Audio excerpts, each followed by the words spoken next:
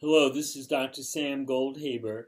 I am president of NATF, and it is a pleasure for me to speak to you today with episode 3 of the NATF Clot Chronicles. Today we're going to speak about a very special group of patients who have cancer, but they also have DVT or pulmonary embolism. And we know that cancer is a major predisposing factor for deep vein thrombosis and pulmonary embolism. We think that cancer cells release and secrete certain materials that predispose to blood clotting. And treating cancer patients with venous thromboembolism can be very challenging. Their patients are often resistant to warfarin for treatment, and typically the guidelines say that patients with cancer plus DVT or cancer plus pulmonary embolism should be treated with injections of low molecular weight heparin, such as enoxaparin, Lovenox, for at least 3 to 6 months without any oral anticoagulant. And I can tell you in my practice, my cancer patients with DVT or pulmonary embolism, after 6 months straight of injecting low molecular weight heparin into their bellies, they're pretty black and blue, and they asked me, Doc, what can we do as an alternative? Can we use one of the new oral anticoagulants instead, because we really don't have any space left on our belly that's not bruised, and we're sick and tired of injecting ourselves. It's not doing anything to improve our quality of life. It's enough to be fighting cancer, but to have to face a daily injection can be a bit difficult. So there's been a lot of interest in studying the new oral anticoagulants. And there's one big study that's just been published using a drug that was invented in Japan. And the trial is called Hokusai, after a very famous Japanese artist, Hokusai VTE for venous thromboembolism cancer trial.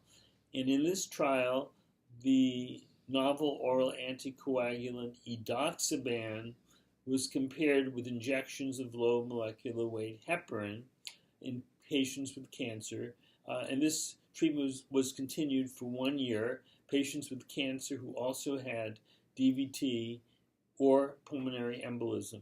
Patients were randomized either to the edoxaban group or to the low molecular weight heparin injection group, and they were followed with an endpoint of seeing whether which treatment would be better for preventing a new blood clot and which treatment would be safer with fewer bleeding complications. And the primary endpoint was a summation of major clotting events with major bleeding events.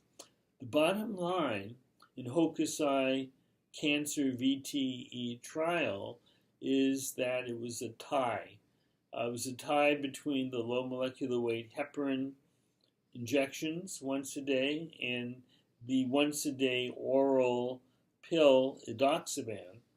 It turned out that the patients who received edoxaban had fewer new blood clots than the patients who received low molecular weight heparin, but the patients who took edoxaban had more major bleeding episodes, particularly upper gastrointestinal tract bleeding, and particularly in patients who had known stomach cancer.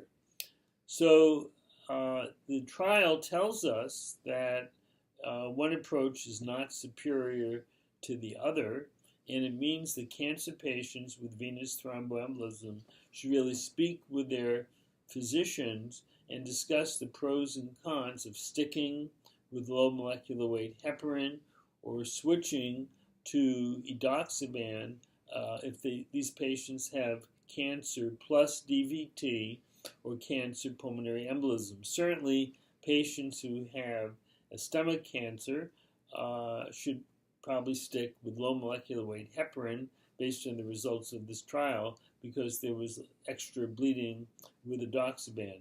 But patients who don't have any GI tract cancer, I think it's an open question about switching to edoxaban or sticking it out with low molecular weight heparin. The trial tells us that one approach is not better than the other, and the trial is important because it gives us another option, and it's a really patient-centered trial where we have to take into account quality of life as well as efficacy and safety of the anticoagulant. This is Dr. Sam Goldhaber signing off for NATF Clot Chronicles.